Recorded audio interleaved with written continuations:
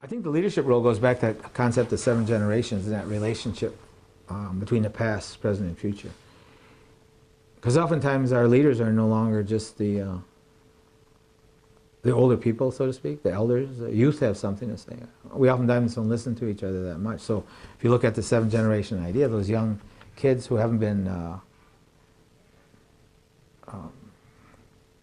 co-opted yet have certainly a clearer view. And if you've ever been in, if you ever heard some youth talking, they certainly are a lot clearer in what they're saying, you know, about any issue.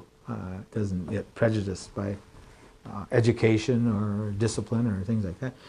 So I think the relationship in the 7th generation is one that we need to see. And also on all levels, international, national, regional, state, and local, all have a relationship with that dynamic of leadership.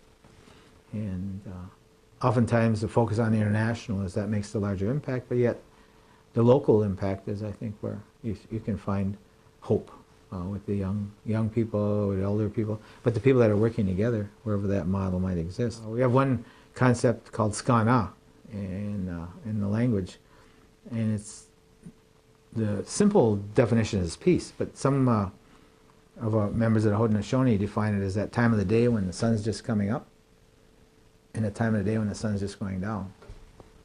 And when you see skana in those ways, it's a little different than just a simple definition. There's a lot more involved. And I think leadership need to understand that their role in the future is a lot more than it ever has been. It's a smaller world, or we're discovering it's a smaller world. But more importantly, I believe we're starting to understand more about our role and responsibility in that world. So, thank you.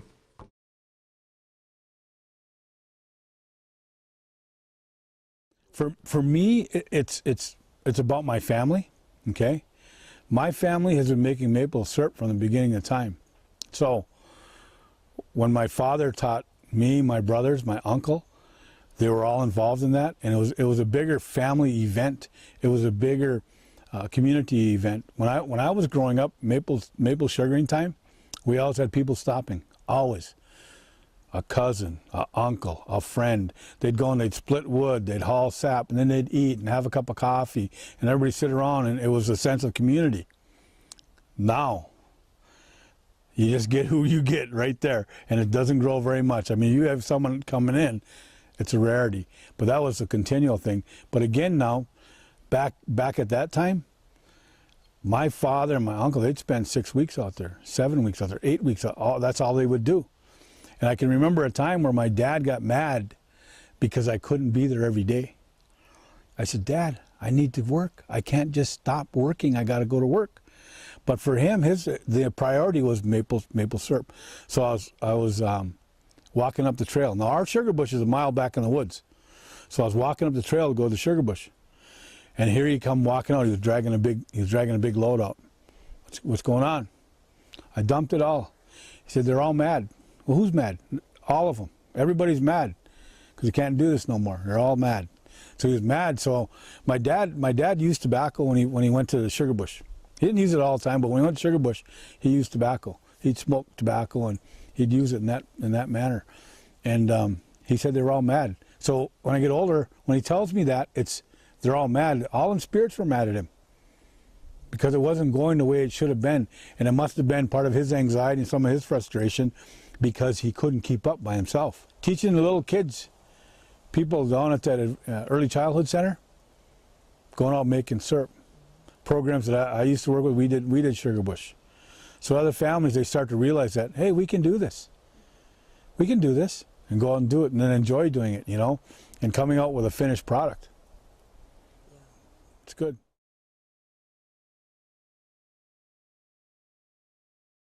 Now we've incorporated and have a rotation on our school system schedule. So every 6 weeks they are served our corn soup, the same with the elderly. So again, that demand has really internally hit. And I believe it's all about the connection and really embracing being Uwehue. So we have a harvest and husking bee, and we bring in our schools, and it's not about child labor, it's about building relationships and getting their hands into something and starting those conversations. Like in the cannery, the most amazing conversations are when we have our high school students and they're like amazed that the maple syrup comes out of a tree. Or they talk about, did you know that potatoes are grown under? Their conversations are usually about Walmart and where they're getting their food or the access to their food. So again, those conversations are pretty amazing. And I think that's kind of what sets Junhinko apart, is we're finding that connection throughout, outside of community as well as in community, dealing with traditional foods. And although you may not have corn soup at home, you're getting to understand what we eat at home, or what our conversations and our connections are. And so you get a little bit more taste of who we are. And it's not so about race. It becomes just about embracing. I always try to make it incredibly simple with something that I know that I see all of the time and that they're constantly introduced to it. So even plantain, we talk about even the inner city kids, and you're gonna see plantain all of the time, and you think that it's a weed, and sharing those little things that I know that they're gonna be in contact with, so that they're gonna remember small pieces of that, which then kind of, it gives them a broader perspective as they get older.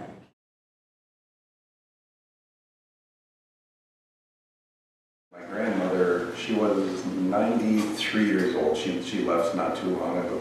But she was fairly knowledgeable in traditional plants for food and for medicinals.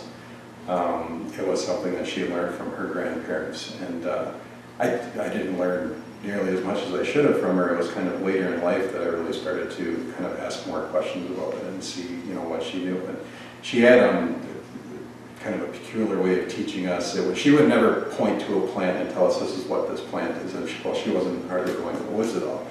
So what she would do is myself and my brother and later my wife, she would describe a plant, say what it looks like, and she would always know this was the time of year it was to be gathered.